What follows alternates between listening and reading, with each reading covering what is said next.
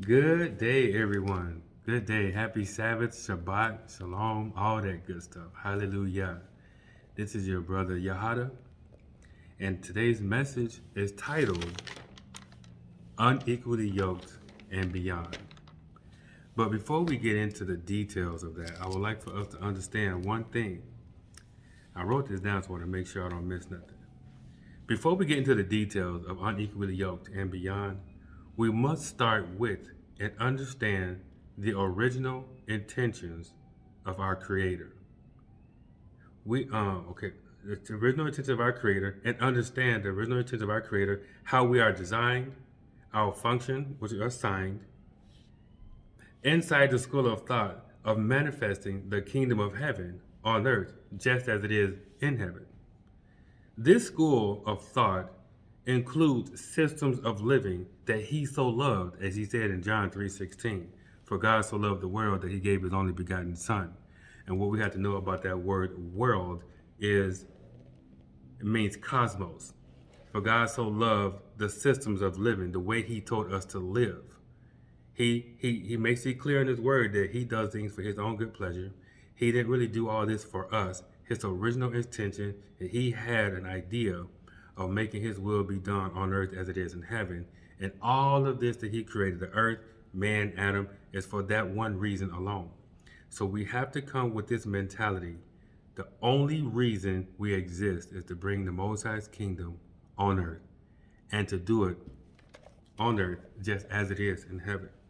So we have to come with that school of thought with every single thing that we learn. That is the foundation of anything we teach in the Bible.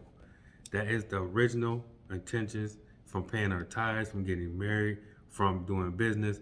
We have to come for the thought, the only reason we're getting married, the only reason we're doing business, the only reason we're living on this earth is to bring Most High's kingdom on earth. Anything else, as they said in that one show, is uncivilized.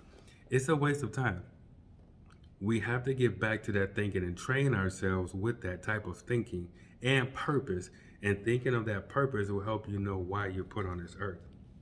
Now, understanding the operation of these systems must be done with a single mentality and intentions, and with the lens of this is the only reason I was created. The lens helps us accept and understand our life is not our own. And being a prisoner of this is not by choice, but is actually driven by desire and drive to bring the Most High's kingdom on earth. So your desire to do this will put you in the prison of just getting this done.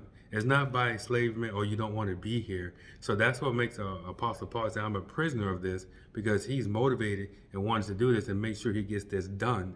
And so you become a prisoner of different things in your life. When you become hell or high water, I want to get this done, right? I want to do this. I want to become a track star. I want to become CEO of this company. So you, in essence, become a prisoner to that, and not as in you have a master slave and you making you do it. So now, with that being said, now you have a desire. When you have a desire, you're going to do something. You're going to be proactive, and you want to do it, and can't nobody stop you from doing it. I used to make that joke all the time about people do what they want to do. We live in the name of I want, right? And so when we live in the name of I want, if you wanted a donut, couldn't nobody stop you. As a matter of fact, if they tried, you ready to fight, right? And if you didn't want a donut, couldn't nobody make you. If you didn't want to worship the Most High, you wouldn't. It couldn't nobody make you. So we live in the name of I want. And if you want to worship, be of whatever religion that you want, guess what? Because of that word want, you're going to fight for the wants. Not necessarily what we need. We'll speak up for what we need, but what we want is what we fight for the most. And so I wanted to make sure that we had this foundation before we get into all these other teachings and all the laws and all that kind of stuff. That is important that we stick with what the Most High wanted. Now, one more thing I wanted to get understanding before I dive into some of the examples of being unequally yoked and beyond. So, I just skipped my brain. Oh, well, it'll come to me. So, just a moment, somebody coming in here.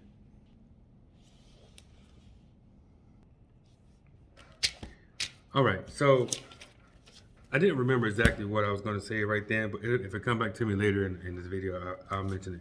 But now, when it comes to unequally yoked, we are always taught for 2 Corinthians chapter 6, verse 14, to not be unequally yoked with unbelievers. For what does light have to do with darkness? I can read it directly so we can get it just right. I want to paraphrase. Be ye not unequally yoked together with unbelievers. For what fellowship hath righteousness with unrighteousness? And what communion has light with darkness? That we all understand. That's been beaten to our brains all these years. So I just want to give a refresher on that. So that's unequally yoked. Now the beyond part is what I want to talk about. Now, in this understanding of everybody's married, everybody got the same, worshiping the same God and going to the same church. What I'm talking about is the beyond part. So people are already, you got the believers, you're yoked, you're married with a believer, the husband and wife. Going, and we're in this scenario, so you're going to the same church, you worship the same God, got the same minister. Here's how you can be unequally yoked in other ways, other than being with a different believer or not being with the believer. Now, I like to start with the word vocation as one of the easiest ones to understand. But I will give you the structure for marriage from framework, all men are bearers, and excuse me,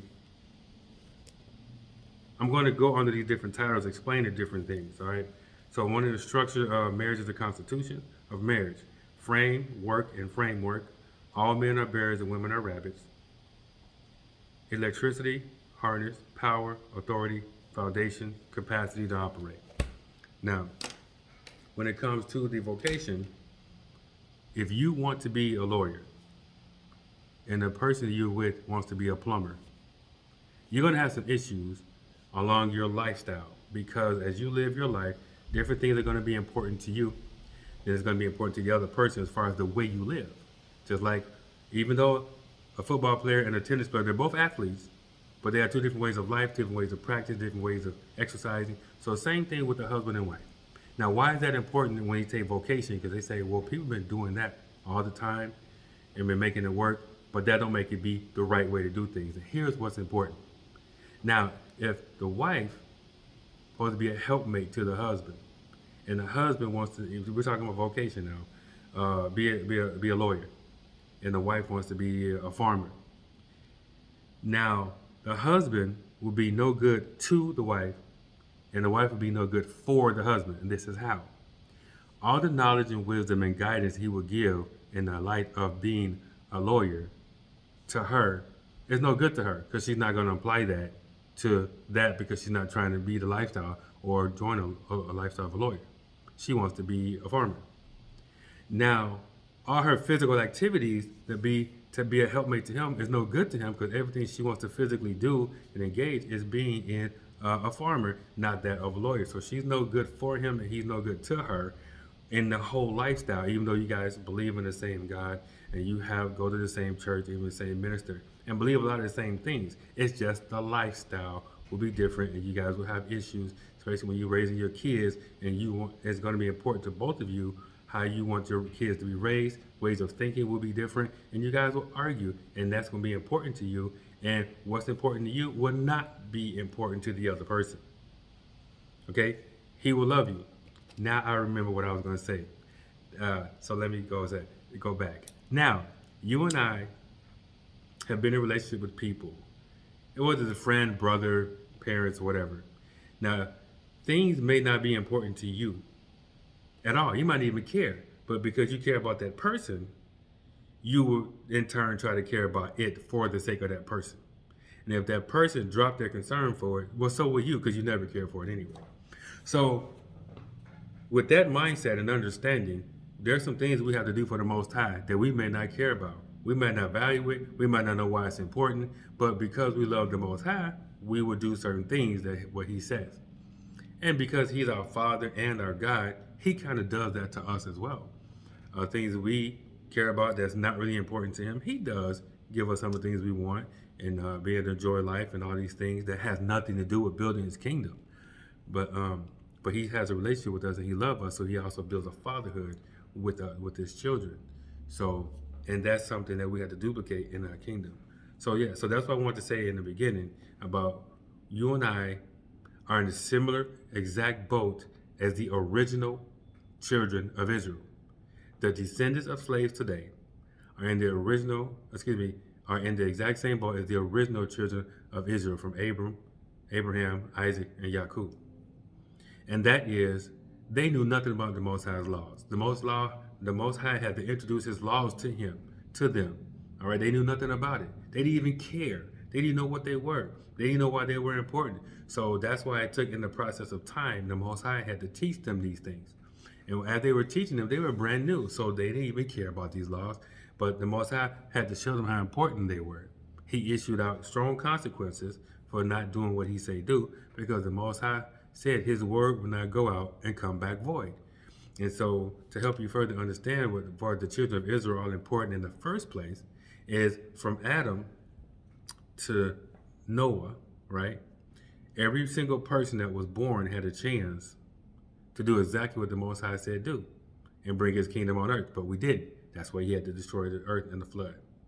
And then from Noah to Abraham, every single person born had a chance to bring the Most High's kingdom on earth just as it is in heaven. That didn't happen. So on this third time, the Most High said, I'm going to create a family, the children of Israel. He said, I'm going to be your God and I'm going to be your father. And he made a covenant with them. And the children of Israel didn't have no say-so in it at all. Why? Because the Most High said this is what he wanted. That's why he created the planet in the first place. So he's not asking any questions. He's just telling us what wasn't giving us consequences, because this is what he wants, and he's doing this for his own good pleasure. Now, when it comes to the descendants of slaves and marriage, it's important that we know how to interact with each other for the purpose of building God's kingdom on earth. And these examples I'm going to give got to help us put that together. It's going to put us in proper perspective and help us have a mental framework on how to operate and how to do that, and why we should do it, and how we can check ourselves. And when we do our own self-righteousness, or I'm here, I deserve this, or I'm entitled to that, you will realize that we are not entitled to anything but one thing, and that's obedience. And we're going to check ourselves. We're going to put ourselves and conform to the image of the Most High and his Son, and he for his own reasons. So we have to deny ourselves to give him the increase. And when you lack understanding, you obey, you will understand later. So these are just some simple frameworks to help us understand positions, roles, and everything that we have to do so we can come together and stop bickering with each other, stop having these problems in our relationships, because it's not about dominating each other at all. Okay? And so I like the word frame and work. I'm going to go with that one, because submission is not about dominating the other one. It's not about being less than the other person at all. It's not even just about telling you what to do. It's about function. Because submission literally just simply means going the same direction the other person's going. When you get a job at anywhere, a Burger King, you go in there and you submit to the idea of making burgers. You cannot go in there and start frying chicken, right? You cannot go into a law firm and say, I want to start making blankets. You submit to the direction that they're going. Now, with that being said, I am a firm believer also with the descendants of slaves. We all have some situations and problems across America, our relationships. But I'm fully persuaded that the descendants of slaves, the children of Israel, have a unique healing necessary that no other nation needs. Okay, and so I believe the Most High has given me an actual way to help us get that healing and put our minds in the right frame to work. Now, with the word frame, you have an image in your head with the word frame. And when you hear the word work, you have an image in your head about what work is. But when you put those two things together, you have a third image, framework. It's a totally different image from them being separate. So framework is marriage coming together, and I believe marriage is an institution, and it constitutes different laws and different rights and different functions that you had when you were individuals separate. Now that you're together, you're married, you become one, you're an institution. Now, the man is the frame in which the woman works. That's submission. The man is the frame in which the wife works. Excuse me, there's a difference between woman and wife. Between the wife works. Okay. A wife understands that these things are submission and this is what she's supposed to be doing, and doesn't challenge the man on trying to be equal to him, because we all know that we're not equal, period. But we'll get to that later. So the framework. So now, if you take a frame, of say like you want to do electricity, and the electricity has to flow through the frame or whatever it is, right? That makes sense.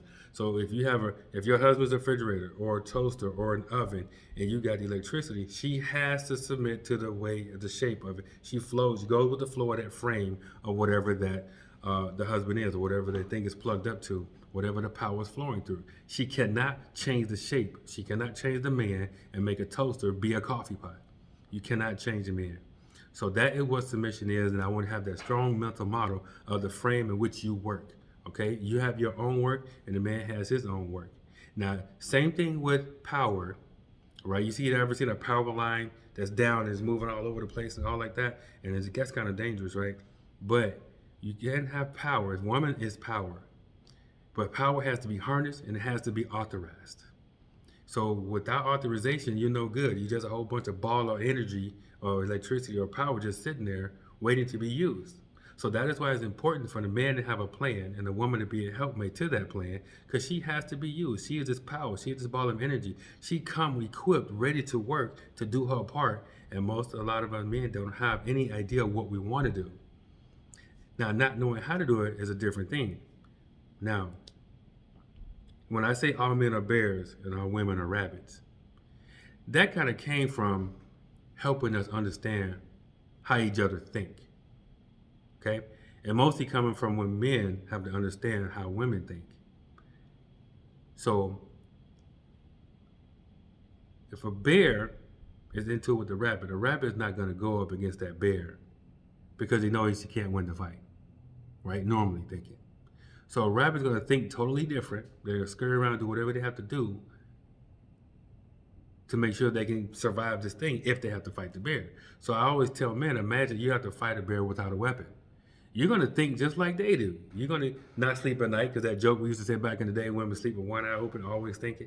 Well, you're going to think too, because if you had a pet bear, you know at any time you push the wrong button, that bear can claw you to death. Anytime.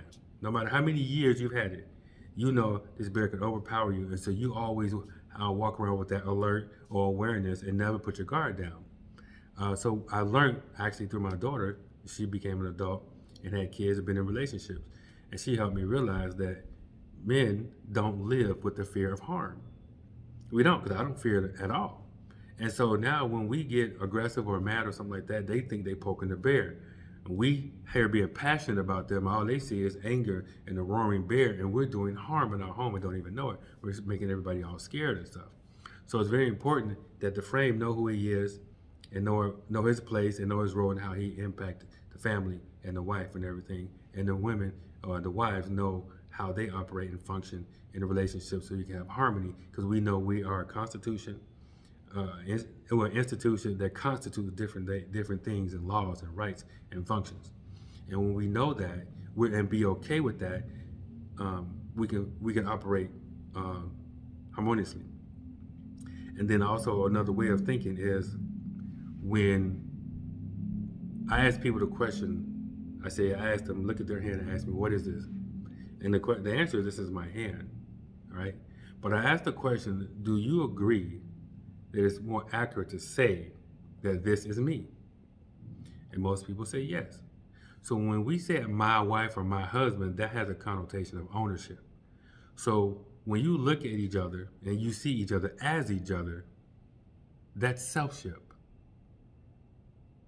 That takes away a connotation of ownership, and then there's no struggle for power, because you see yourself as the yin and the yang, the ball and the clay coming together. You don't struggle for power when you know you are each other. You become one. You literally become one in a spiritual sense, and you know when it comes to intimacy, you become one in the physical sense. So take that as literally as you can, put that framework in your head to know that submission is not dominating each other, you're going in the same direction that you're going, and that power has to be harnessed, and without power, you have to be authorized and all that kind of stuff. So it don't matter how powerful you are. If you're not authorized or harnessed, and that frame, being attached to a frame, authorize you to be who you are. That's why marriage is important and not just shacking up having sex. Because it gives you authorization to be who you need to be and to build the kingdom of heaven with all the laws on your side. Okay? So that's power and authority. Electricity, it has to be harnessed. We got framework. We talk about all men are bears and women are rabbits. Now I want to get on the foundation and the capacity to operate. Now, same thing. Men are foundation in this scenario. And the women have the capacity to operate on the foundation. So I'm going to give a foundation for example. There are some foundations for a house. There are some foundations for a whole neighborhood, right? There are some foundations for a city. Now, you can have a man that's a foundation for a neighborhood and be with a woman who has the capacity to operate a whole city. Now, that woman, that wife who's with the man that's has a foundation for a neighborhood, she could easily feel that he's not enough for her. She could easily say, "Won't you be a man and do this and do that?" Because she has more capacity than he has to give, or his frame can offer.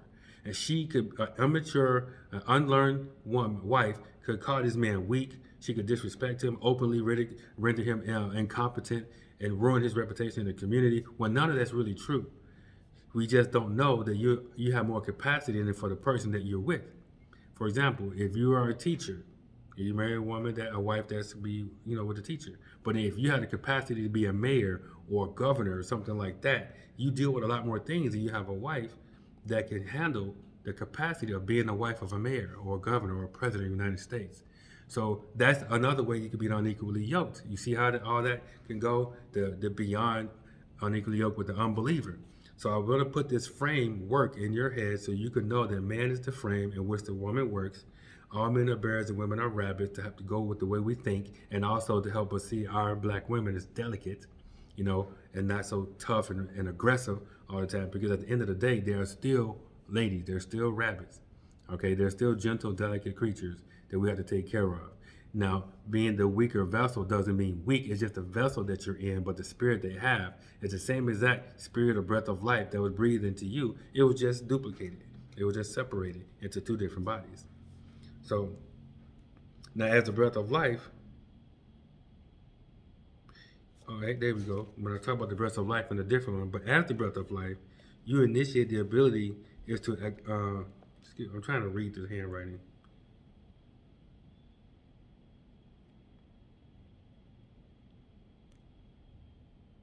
Okay, as the breath of life, your innate ability is to activate everything you touch or that touches you. So the idea of marriage comes to life because the breath of life is inside this shell called Adam that was in it. And everything in that shell come to life because you're in it. So that's your foundation of your original identity. And then you get married to a person. I'm shortening this up really quick. But when God divided Adam, brought Eve to him, and then he said, get married. So that same breath of life is in both of you. And then you guys give life to the idea of submitting to a husband taking care of the wife, and all these different things like that. Now, you could choose to give life to something else. I'm strong, independent, I don't need you, all those different things. That has happened, and some of them justified. But however, they're given those ideas of giving life because you, inside this flesh, have given life to that, and you activate it, and then it causes friction because you're not going to the original design. Now, why you're able to do that, because the Most High gave us in our design freedom of choice, freedom to choose, and all that kind of stuff. And then when we go against certain laws, there's consequences, okay? There's friction that come together. You think of chemistry. When you put the wrong potion together, stuff happens. And when you put the right things together, all these bonds come together, or covalent bonds and all these different bonds, they come together and they make something. So they can make something either good or not so good. So you can make an explosion, or you can make a unity, and things can work well together. So when we obey the Most High and do the things He tells us to do, He embedded himself in the very act of obedience or disobedience. So that's how you get an incorrect connection or bonding when we disobey, and then there's friction or consequences that come from that. So when you bind yourself the way the Most High say do, our bonding is through the act of our only entitlement, which is obedience. So you obey Him, and God said, if you do this, I'll do that. That is the chemistry makeup and what you produce from being obedient. And when I'm talking about relationships, specifically marriages and black marriages of descendants of slaves, this is how we have to do this. And why I believe we have to do this is because as the children of Israel, the Most High did say, if my people who are called by my name will humble themselves and pray and turn from their wicked ways, then we'll hear from heaven. That is the formula for our economic empowerment, advancement, and healing of our nations. The obedience to the Most High and our only creator that we have. And if you put yourself under that school of thought of building the kingdom of heaven, then this applies to you. If you're not doing that, then none of these laws apply to you. So if you don't want to do that, then you don't have to tell me I can't say this because of that, or I can't say this because of this, because I can say it and stay concrete on every single thing I say, because all of us are supposed to conform ourselves to the image of the Most High. So whether we get offended or don't like it or not, God don't care. Neither does the consequences, okay? It don't matter what you like or how you feel about it. If you walk off a cliff, gravity gonna pull you down. Your feelings about it is not gonna change it. And then causing problems in the earth and trying to get other people's minds evil affected towards the Most High, towards relationship, towards their men, or towards or marriages and all that kind of stuff. It's only wasting your time and giving you a headache and ulcers, because at the end of the day, the Most High structure, frame, is still going to be the frame in which we have to work. And that is the only way it's going to work. And then it's like he told the Apostle Paul, it's hard to kick against the pricks, you know? So I wanted to give that framework in our head about relationships, and we can work with that. Because I gave another speech about being the breath of life in full detail and why that's important, because that's a foundation. But there are some questions asked about relationships, and a lot of talk going about relationships, and a lot of us is about black people or descendants of slaves or the children of Israel or the Moors. We're all the same people. And I use descendants of slaves to keep us from being divided with other sects, like, well, I'm Muslim, I'm Hindu, I'm that, I'm Hindu, or I'm this or I'm that, even though we're all the same on the outside. And we are considered the same by most of the people on the outside of our culture. And this brings our culture back. And so now, when we get our relationships intact with a structured mental model on how to work with each other in the home, then we can come together as a people in the community and be a nation again.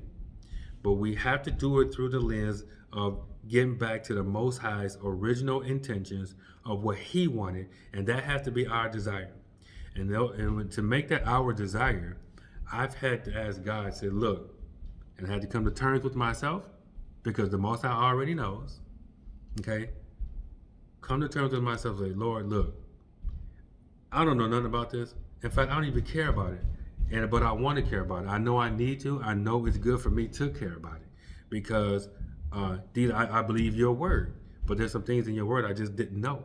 I was so far removed because of slavery. We're so far removed from the truth and from who we are. Because you said in your word that my children won't even know who they are. And most of us don't know that we don't know who we are. We just been going along with it. But you don't know who you are. Slavery is not our identity. Black, colored, Negro, colored, that's not an identity. That's not a culture. That's not even a name. We're Hebrews, Israelites, and we had the land of Canaan, which was the promised land for us.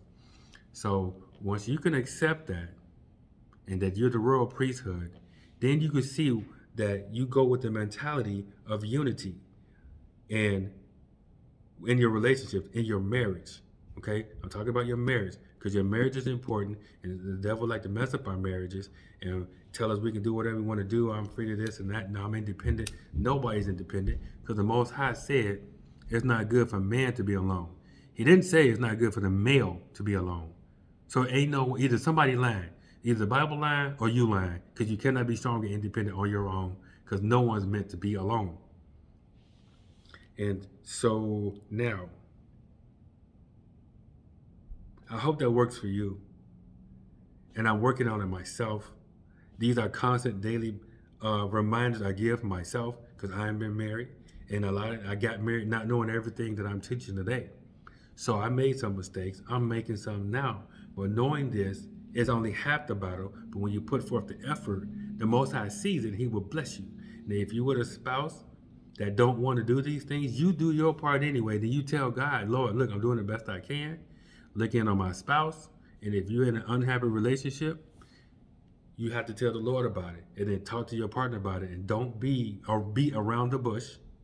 Be straight up and forward. Say, this is where I'm going. I'm not happy if you don't want to do this, or this cause these kind of problems. What can we do to move forward? If the person don't want to move forward with you, then maybe divorce is the answer. But I'm not giving this to talk about divorce. I'm talking about unity. So we both have to check ourselves on what we and lose our pride and humble ourselves. And remember, we are on the same exact mission. We're created for only one reason. So what reason is that? Your life is not your own. So when we get used to that, we get accepted at that, then we can start being humble and not being attacking each other and say, well, I want this and this, this and that. And no one's asking, what does the Most High want? No one asks God, well, what do you want out of this? Because if you do that, I used to tell my wife, I'll meet you at the cross, because we come from two different sides of life, walks of life. We met each other. We lived out, had two different families. So when we're bargaining, going against, well, I want to do this. I think it should be done this way, we say, hey, look, I'll meet you at the cross. We go up, and that may be things we both have to check ourselves on and give up, lose our pride, and not do it either way, my way or her way. Because if it's the Most High's way, it's Yahweh or the highway, So I'm just reiterating it. Please, brothers and sisters, I love you. Put yourself in the Most High's shoes. Put yourself in His desires. Work to get His mentality, even if it's not there or you don't desire it or if you don't care. Ask Him to give it to you. He will. He did it to me. He's doing it to me. I care more and more each day about what's important to Him. And then we can all have the mind of Christ. But you have to ask. You have not because you ask not. Please hit like on that video. Bless you.